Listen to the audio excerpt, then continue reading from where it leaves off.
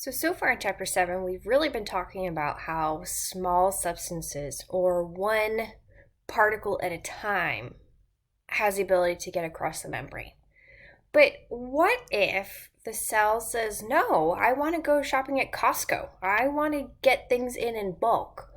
Or maybe it says, I want to take something really big in that's not going to fit through a transport protein and definitely will not just simply come across the membrane. What does the cell do in these circumstances? So cells also have the ability to perform what is called bulk transport. So large molecules, things like polysaccharides, proteins, they can't fit across the membrane. They can't fit through these transport proteins, and so they're going to come across the membrane via vesicles. And so this is going to be called bulk transport. And while we don't show it as we go through the next few slides looking at bulk transport definitely requires energy. Doesn't matter which way the bulk transport is going into or out of the cell, doesn't matter what's being taken across the membrane. If you want to get stuff to come across either really big things or many things at the same time, you're going to have to expend some energy as a cell to get that stuff to move.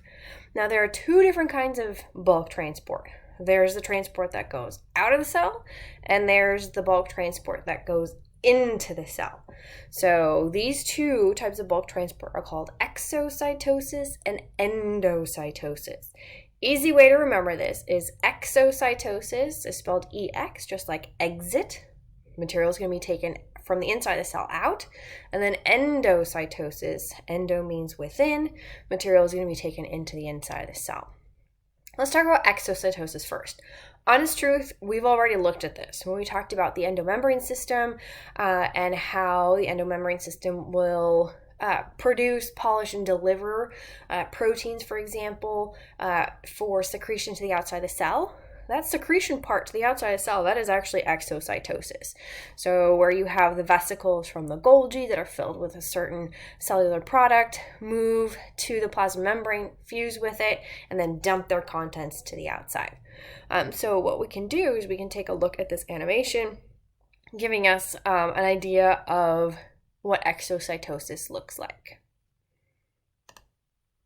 Exocytosis is the movement of intracellular vesicles to the plasma membrane, where they fuse with the membrane and release their contents into the surrounding fluid.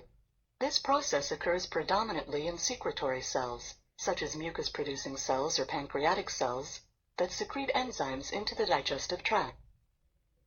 So that's exocytosis, moving in bulk to the outside of the cell. Endocytosis is moving things into the inside of the cell. Now, there are different kinds of endocytosis. We're going to talk about three of them.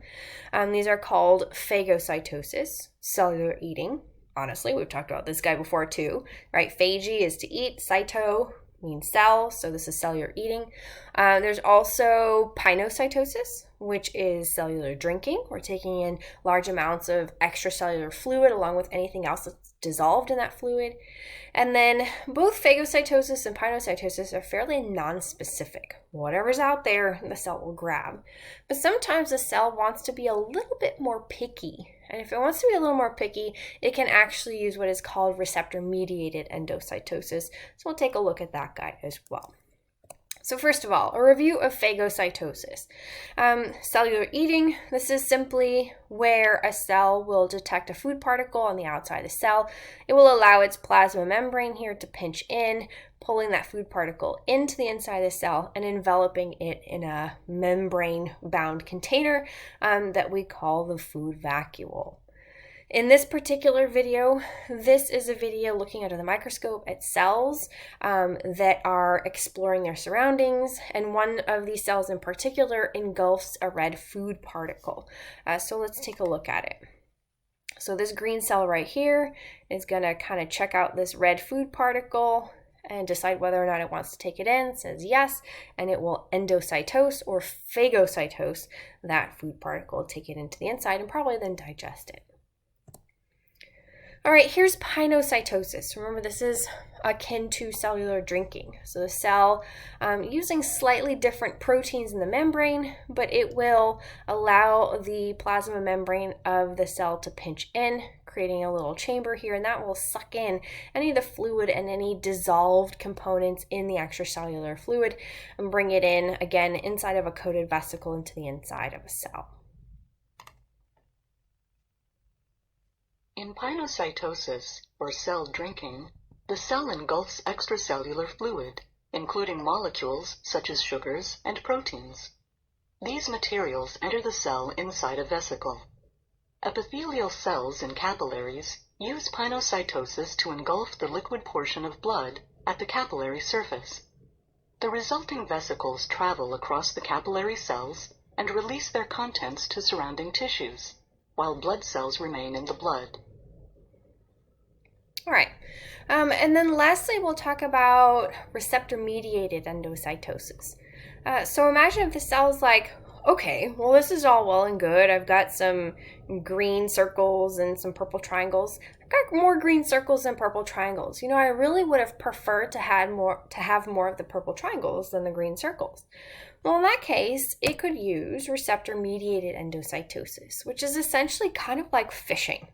If you've ever been fishing, you know that if you want to catch a certain kind of fish, you need to use the right bait or the right lure to attract that particular fish. You have a tendency then of catching more of that specialized kind of fish than, whatever else happens to be swimming around. So in this case, the cell will use a receptor. It'll create a receptor, it'll embed the receptor in the plasma membrane and put it out there like a bait or a lure. And that receptor is specific for a certain molecule or particle that should occur on the outside of the cell. So here you see that these Y-shaped receptors fit perfectly the purple triangles. And so once enough of those purple triangles bind to the receptors, and any molecule that binds specifically to a particular receptor is called a ligand or a ligand for that particular receptor. And so these purple triangles are technically ligands for these red receptors. So once enough of the ligand has bound to the receptor, then the cell again will pull that membrane in and create a little vesicle, and it'll pull in, fluid and any other dissolved material into the inside of the vesicle, like you see the green circles here. But because of that receptor, it preferentially pulled in more of those purple triangles than anything else. So it gives a little bit of specificity to this bulk transport into the inside of the cell. Unlike phagocytosis and pinocytosis, receptor-mediated endocytosis is very specific. It is triggered when membrane receptors bind to specific external molecules, such as protein cholesterol complexes or proteins bound to iron. Membrane vesicles pinch off, and the external protein and its cargo are brought into the cell.